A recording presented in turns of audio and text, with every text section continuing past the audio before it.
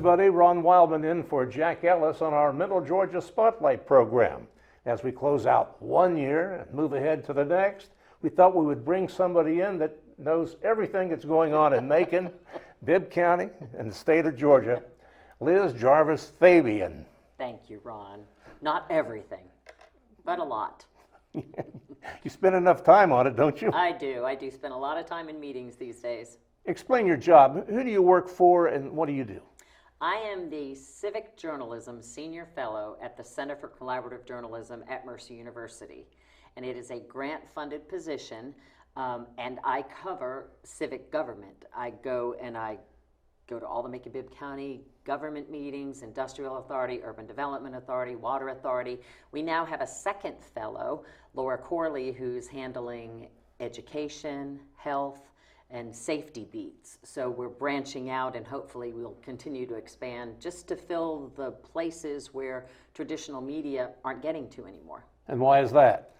Well, just the whole climate of news coverage has changed. I mean, the advent of the internet and the whole metric of being able to monitor online traffic and know who's reading your story, how far down they read if they didn't find it interesting and they only stopped after 3 paragraphs, you start thinking about what you're writing. And because everything is so metric driven in some print media and even online services, that they can measure the clicks, and when a story is getting a lot of attention and when it's not. And unfortunately, really, when you take a look at the whole different categories of stories, government coverage is way, way down there. Crime is up at the top, celebrity news, new restaurants, new businesses, those kinds of things. It's just what the news consumers are wanting. So I think a lot of these news organizations are trying to please more people so that they can have the money to pay reporters. So kind of like following the elephants in a parade. You scoop up.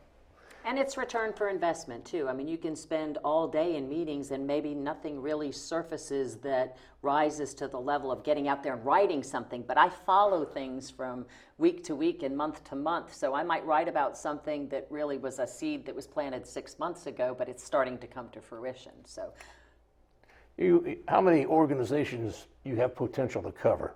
Well, when I started this in the fall of 2019, that was one of the first things that the CCJ director, Debbie Blankenship, asked me to do, was just document how many of these organizations there are. And I found even that Macon-Bibb County government really had lost track of a lot of these organizations when they met, who was on the boards and things like that. But there were about 48, about 4 dozen of just boards and different organizations that get tax money. Like, for example, the Macon Arts Alliance, they get hotel motel tax. Those kinds of organizations that are using public funds in a way, but don't really draw that much attention. And I don't do all just serious things too, because a lot of times I cover the Downtown Macon Community Association, and they're always talking about the fun things they're doing downtown. So there's a lot of information out there, just trying to get it in front of more eyes. And where does this information appear that you get? We have a website, themaconnewsroom.com, so macon-newsroom.com, but we also have the conglomeration partnership with the Telegraph, Georgia Public Broadcasting, and 13 WMAZ. So we work together on big stories, and then we also share information, and my stories are posted on 13 WMAZ. Sometimes we'll have information that we feed to their newscast. They might mention something that we're reporting on.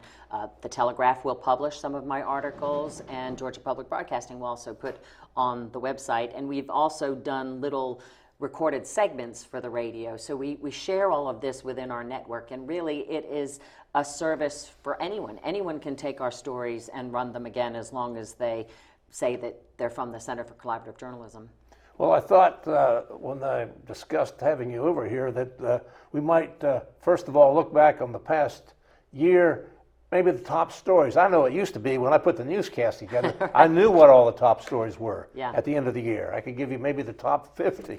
But now, as a TV viewer, mainly, I watch it, it's gone, I move on to the next thing. What are the top stories in your mind of 2021 in Macon and Bibb County? Well, certainly, I would say for the county as a whole, the election of Lester Miller. I mean, that was certainly a game changer, I would say, all across the board in terms of influence for the whole community. I'd say if you'd have to pick a top story of the year, I would say the Miller administration, because there are so many aspects of what we would consider, top stories, like say the homicide rate. That would be another top story of the year, the fact that we have a record-breaking number of homicides. And then the mayor has a plan to counter that, things like that. Probably another one this year, of course, again, continuing with all of the different things we've had to do with the coronavirus and the different changes that have taken place. Also, when you think about the closing of the landfill, think of how many years and years and years they've talked about closing the Walker Road landfill. I mean, it's one of those things that's been pushed and pushed and pushed, but now it's closed. And the mayor has the plan for all these convenience centers where you can take some of your bulk items, let's say if you're getting rid of your armchair or something, those kinds of things. Before coming down here, Before coming down, I scratched out a few things, and Lester was the top of mine too. But the warming center, right out of the chute, we had those two men die from the cold and the elements. Right. And he jumped in and created this warming center over at Brookdale School. That's Old right. Brookdale School. And then that progressed into the county buying the school from the school system and then working an agreement with the United Way of Central Georgia to run the thing, getting American Rescue Plan funds in there to put in beds, put in showers. They're doing renovations, starting to really turn that place into a facility from a school. And just the work that they've been able to do with dealing with hundreds of people, really. And just like Daybreak and other organizations that have been working with the homeless, they're trying to match them with service agencies and providers so that, let's say, if somebody is a veteran and they're not getting their checks or they're not doing something like that, that they can match them with agencies that really can help the people get off the streets. It was just interesting as it came up again in December, the mayor was talking about a new enhanced survey that Commissioner Virgil Watkins was pushing so that they could send out social workers and even law enforcement to meet with some of these people who are living on the streets, find out about them. Where are you from? How did you wind up here? And if they can cooperate and share that information, that would give the county more opportunity to be able to match them with the right services to help them. Well, as he waded into the new year, he brought a lot of subject matter with him. He did. The blight, yes. The old houses and buildings that are ramshackled. He's attacked that problem. He sure has. And, the way he methodically came into office with his transition team, and he pulled from people from all over. So really, this was a unique situation, I think. Certainly we have turnover in government all the time, but we had a situation where Robert Rickert was in power for such a long time, and so things were sort of the same. And then when Lester Miller came in, not only with the transition team and all of that, but they had strategies to attack problems. Like I said, they jumped right on the homeless situation and then the blight, because that was a concern of people about all these homes. And so they came up with a way to put beef into the code enforcement department, pulling in J.T. Ricketson to the staff and organizing code enforcement to really go after things that they really hadn't done before, like how many coin-operated amusement machines were in stores if they were violating the local ordinance for just 6 instead of, the state, I think, allows 9. Also, we've had city and countywide cleanups, litter cleanups. Yes. Absolutely. And from your work with Keep Making Bid Beautiful, that's something that was done every year. They had the Keep America Beautiful, Great American Cleanup, and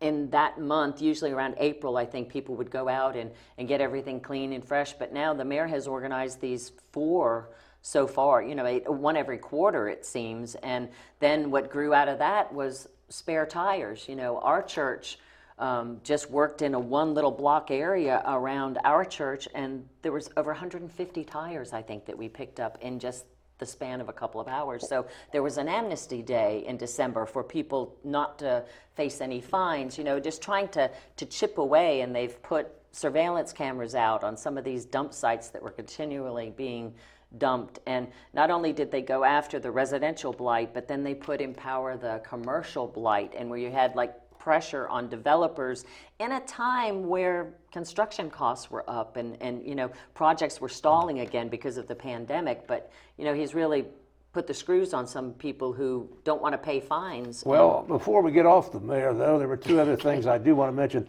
That garbage collection crisis, where Yes. they weren't picking up the trash. Right. And he has all these other projects going, but this everyday, we took for granted operation really stymied things for a while. It did, and, you know, he held waste management, you know, to their part of the contract and stuff, because they were supposed to pick up yard waste and stuff. So when it was clear that they weren't going to be able to meet the demand, he hired other companies. You know, so he did what he could to alleviate that situation. It's still not perfect yet. People were just talking about, you know, problems they were still having in December with their garbage collection. And so it just seems like when these problems are coming up, like again, we talk about the homicide rate, you know, there's been a lot of work and effort put into this Macon violence prevention program. You know, they had that big announcement in the summer of a way to study, and they listened to people all over the community. The first group that they talked to were victims' families and got their perspective. And, you know, now they're trying to put grant money in the hands of people who can make changes, you know, intervening in poor neighborhoods to teach the young people conflict resolution and things like that, so that violence isn't their first way to solve disputes. For the second year in a row, we're in the 50s of homicides, and that's way up over previous years. But it's, understand, like this across the nation. I mean, we're going through something in this country that none of us really do understand right now. And that's one thing. Through the Center for Collaborative Journalism, we take questions from the public every month and bring them to Mayor Miller, and we talk about things. And that was one of the things he said early on when he was looking at Macon as opposed to other communities like, say, Atlanta or Chicago, where the homicide rate is way, way up. Ours was sort of holding steady to the prior year, which in the climate of increase, he was seeing that as sort of being able to hold the own where other places were going up. But, you know, toward the end of the year, he took the media to task about the crime coverage, which has been a recurring issue that comes up from time to time. It came up at the Telegraph even when there was a staff change and an editor who didn't want us covering as much crime anymore, even if it happened, just because of the way it makes the community look. And so the mayor was trying to make the distinction between murders, which really happens in the district attorney's office when they decide that a homicide is a murder, you know, and charge someone with murder. I mean, that was something when I went to the newspaper, you don't call it a murder, it's, you know, until it is adjudicated. But anyway, so trying to make those kind of distinctions with the media too. So we've seen a lot of passion. Well, I'm not still active in the media, but I'm from the old adage, if it bleeds, it leads.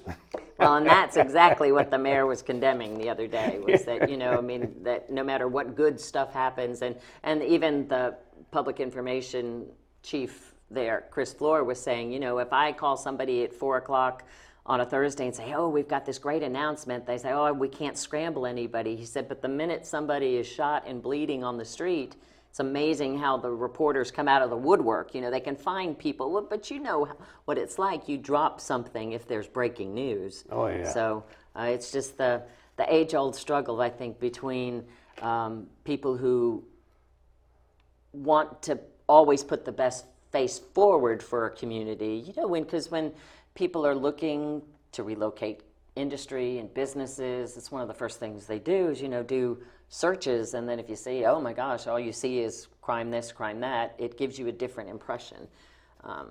Before we get away from the mayor, and we must, please. Okay, that's fine. Macon Mall. Oh yes, that was interesting, wasn't it? Oh, like he grew up out there. He was a 7-year-old when that mall opened up. And he lived pretty close to it. Can you imagine what it was like for him as a young boy to go out there? It was like, it had everything. I remember, you know, just riding my bike to the deli on Long Island, near my house. I mean, you could go in that little strip, but could imagine to have all of that at your fingertips, from restaurants and all the activity that mall has been over the years. He talked about that today when they announced they were going to put an amphitheater out there and also bring in more business by way of placing maybe some municipal and government organizations out there, get people into that mall again, is what he's trying to do. Yes, the strategy is to, use bond money, 40 million in bonds through the Urban Development Authority. Whole Property Group was going to deed over half of the property right away so that they could get going on the amphitheater project. And then, since the mayor wants to move certain entities out there that are paying rents in other locations, let's say the terminal station, they have planning and zoning there, and they have the business services, and they have IT and all other different departments there. So the mayor figures that if they can use that bond money to renovate, then those same entities will be paying rent to the mall, which would be actually going to repay the bonds. So he sees it as almost like a break-even kind of concept. So it's a very interesting proposal with what they're doing, and we'll see, how it transpires. It's a beautiful structure. Love the place. And it's just sad to see all those empty stores out there. But just maybe. Well, the rationale too is that once all of those built-in people are there, dozens of workers who need lunch, who might want to go buy somebody a gift, or just shop for a new pair of pants or something, you're automatically building in the customer base according to this, plan of his. So we'll just see. And according to the Eisenhower Improvement District folks who had a meeting shortly after that announcement, they were already getting calls from people interested in different parts of real estate, like I think the Chuck E. Cheese building might be under contract, and the O'Charlie's, somebody wants to take that over. And this whole thing of maybe even putting pickleball in the old Belks building, because it's become such a craze, and that we could have a potential to, just grab up these tournaments and start a kind of, remember how big softball was at Central City Park? And, we'd always do the stories on the tournaments just because of all the money that they brought in from all these teams who stay in hotels, they buy gas, they eat food, sometimes go out for entertainment. So that's a lot of money that's coming into the coffers. Well, Lester Miller, number one story. Let's go to a number two now. Okay. What's your number two? Let's see. Lester Miller had a lot of the 1s, 2s, 3s, 4, 5s. Everything. Let's go with COVID right now, because that overshadowed everything in the community. The garbage collections. Yes, supposedly that was a were trickle down from COVID. Yes, created that crisis. Yes, because and it was a crisis too in many other places. I don't know. Anytime you went downtown, business, some of the businesses were closed on times when they should be open. A lot of times, help wanted signs right there, in the windows. And, part of that too was the federal money that was coming in, filtering into the states, as well, in terms of, when I'm thinking the COVID effects, so that the county could go back and make the hotel motel tax folks whole by distributing some of these American Rescue Plan funds. So even though we had another year of crisis, there was more money coming in to places like Visit Macon that could, allocate money out to the Cherry Blossom Festival and the museum and different places that relied on hotel motel tax when there weren't as many people in the beds. So I'm trying to think of other funds that were available for people. Newtown Macon played a big role in getting people educated on how to apply for those types of things, as did the foundations in town, and United Way had monies available and all of that. You mentioned the Cherry Blossom Festival in relation with COVID. When they went ahead with our festival this year, to me, that was a huge story. The state was basically shut down. Yes. And there were no events like this going on. And our folks decided to go ahead with this. The governor even came down. Well, and I remember, I think Brian Kemp said that day, and I may have even been Stacy Moore, that, you know, they were the first to shut down, because March. I mean, remember, that was really the height of the pandemic. I remember being in the Macon Housing Authority meeting, and someone came in and mentioned that he had just left the Cherry Blossom, and they decided to pull the plug. And all of a sudden, it just like, wow, it hit like a ton of bricks for me. Like, whoa. It was almost like, you know, rain, snow, sleet, hail, cherry blossoms, but no cherry blossoms. Well, and then when they reopened it, that was a brave thing, because you never knew what was going to happen. Right. And nobody wanted to be the festival that had an outbreak either. But, you know, all the events were outside, so, I mean, we missed some of the concerts and things like that we used to have indoors. You know, didn't have a fashion show or anything like that, but I think people were ready to get back out too. Oh, they were. It really made a very successful event. It reminded me of 9/11, the first event here after 9/11 was the Okmulgee Indian celebration. And it was the biggest one they ever had way back then, because people were ready to do something. And that's what happened with this Cherry Blossom Festival. That's a huge story for the year.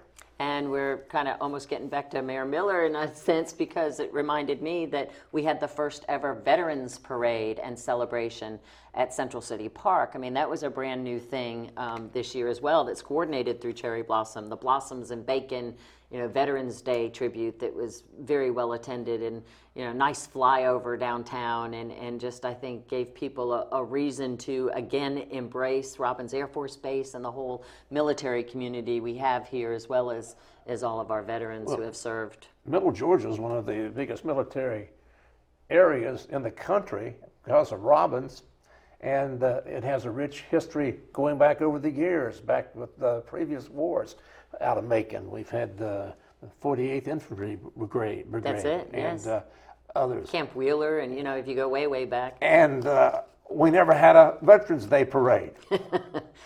Truly unbelievable. And I think, you know, it's just something that'll be almost bigger and bigger every year. We'll see. Okay, you gave it some thought about some of these other top stories. What are some of them? Oh, my goodness. We covered so many. These are sub things under Lester Miller. Right. Trying to look back over the year. I should have brought a little cheat sheet. I brought my computer, but I put it down there. That's what you got on your list as well. Well, you know, I'm on that pedestrian safety review, and that's turned out to be a large thing. The state is putting a lot of money into making changes, and we have double-digit deaths. Yeah. Pedestrians hit by cars and trucks every year almost. 1 year out of the last 5 or 6, I think we had a single digit, like a number 9 or 8. But other than that, we've had double digits, and this year the same thing. And they're really trying to do something about it, because our roads and streets here in Macon and Bibb County were designed for the automobile. Yes. And have you ever tried to walk across 7 or 8 lanes of traffic? Gray Highway, Riverside Drive. One time I tried it. I was at Riverside Ford, and I was supposed to meet somebody. Somebody's going to pick me up. So I was going to walk on the other side, and the car can be a mile away from you. I mean, yes. Way back. By the time you get halfway across, they're whizzing by you. Right. And the scariest time for me was ever when we were out covering wrecks on the interstate. And if you had to park in one location and cross all those lanes to get over, I mean, and we were talking about this not long ago, a lot of our trouble areas with the pedestrian deaths are our major highways. Gray Highway, Pionono, Eisenhower, 247. 247 at night, I mean, it seems like we have 1 or 2 fatalities every year out there by 7 Bridges or in that area with people trying to cross. But I know I've seen you post on Facebook photos of people crossing in the middle, in between. And just not long ago, I was in Mercer Village coming across, and, you know, 10, 15, 20 feet from the crosswalk on both sides, because there's a crosswalk on both, and somebody's coming across, and I'm, you know, I saw them, so I wouldn't, but darting in between crosswalks just because it's more convenient to get to where their vehicle was, you know, but nobody wants to go up and around and back down. Well, I've kind of figured out why. Down one place in particular, Eisenhower and Pionono, they crossed about 20, 30 feet away from the intersection, because if they punch that little, what is that, that walk? Yes, the light. I should know the name of that, but I don't. And it takes forever for the light to change.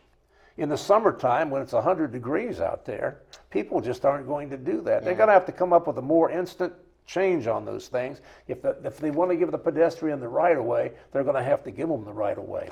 Right. And then also on top of that, on some of these crossings, you just can't put a crosswalk there because it can't be seen. So they want to put this solar-powered signals there. Well, each one of those cost $10,000, $12,000, $13,000. And I know of 2 of them that were put up in the beginning, and they've been run over by wrecks or vehicles. There? Yeah, on the Montpelier, and over in front of the school there at old up there on the Cirrus Academy. Yes, Cirrus Academy. Yes, because I mean sometimes you see those Hamilton. things I that was trying stick to up. think of And Hamilton School. Yeah. I told Rachel Amana from Bike Walk Macon, I don't like those things that stick up. I mean, I know what they're there for, but you know, they were also put in that out there by Alphabet City where they put that hawk crossing signal where a young boy got killed on a bicycle several years ago. And cars inevitably hit them and then they're damaged. But then who pays for that if you can't get the insurance? Like that was what happened over there at Montpelier when they hit those islands and those signs and stuff, and I think it got hit multiple times. And then, you know, do you keep replacing it at $10,000, $15,000 a clip? Well, somebody should pay for it other than the government, I think, and maybe the insurance company for the person that had the wreck there. That's part of the issue, I think, is, you know, trying to get the money back in those situations. But yes, it's sad, and you know, there are a lot of schools of thought in road construction and using bump outs, like Ash Street over there in Bells Hill is one example where they built in planters. You remember the planters down on Cherry Street? Oh, yeah, I'm going way back to the 70s here, but remember how you went like serpentine through Cherry Street? And that's one of the ideas to keep traffic down so people aren't speeding through things, but I find them annoying. But that's because I'm a point A to point B kind of person. Well, but you know, but that's what they're doing. They're trying to slow us down. And, you know, you don't have fatalities. I mean, think of how hardly ever do we have a fatality downtown because the speed limits are slower, you know. Well, the narrower the street, the slower the traffic. Yeah. Like we've had some, you notice how they'll put a bike lane in, then they'll put a center strip in and something else. All of a sudden, the street this wide is now this wide. And that's the theory. It slows it down. And they say because of the interstate highways, we never drive the speed on the interstate highway the way it's supposed to be. We want to be fast everywhere we go, and it's dictating what we do. I was amazed. I don't get up to Atlanta very often anymore, but I had the occasion to go in December, and the cars were just whizzing by me. I mean, 80 probably miles per hour. I mean, you just all of them. You know, I couldn't believe that I was driving just a little bit over the speed limit, and people. Well, you can drive a lot over the speed limit and still get past everybody. And there are more trucks on the highway too. That's also. Well, Liz, we got the indication that we're almost out of time. Oh, really? Hey, we had like number 1 and 2, number 3 of the year, but all these subtopics are very important because everything relates to what we deal with every day. Right, and you figure, I mean, some of the public's major concerns: violence, blight, garbage pickup. You know, all of that is under the umbrella of the mayor's administration, and just from a coverage of City Hall over the years kind of perspective, the way the mayor has gone into and you know, he did away with the committee system pretty much. I mean, they have the committee of the whole now, whereas they used to have public safety and facilities and all of this. So everybody kind of considers all proposals at once. Not everybody's a fan of that, and the meetings move very quickly. They don't seem to get bogged down. Sometimes there is a lot more personality conflict, it seemed, at times, you know, in the committee system sometimes, but things seem to be running smoothly. Opponents are sometimes proponents together, and so I think... Well, not much turf protection as in the past. And I remember those meetings over the years, and they were taking up most of the time. But looking ahead, 2022, we're going to have reapportionment. We're going to have a new water authority executive director. Oh, We're the gonna elections. We're going to have new stormwater fees coming out of our check. All right, added to our water bill every year. We're going to have a governor's race, Senate race. I mean, all kinds of things coming up in this new year. Well, I'm looking forward to it. Me too. All right. Thanks, Liz, for being with us. Thank you all for being with us on our Middle Georgia Spotlight program. I'm Ron Wildman in here for former Macon Mayor Jack Ellis.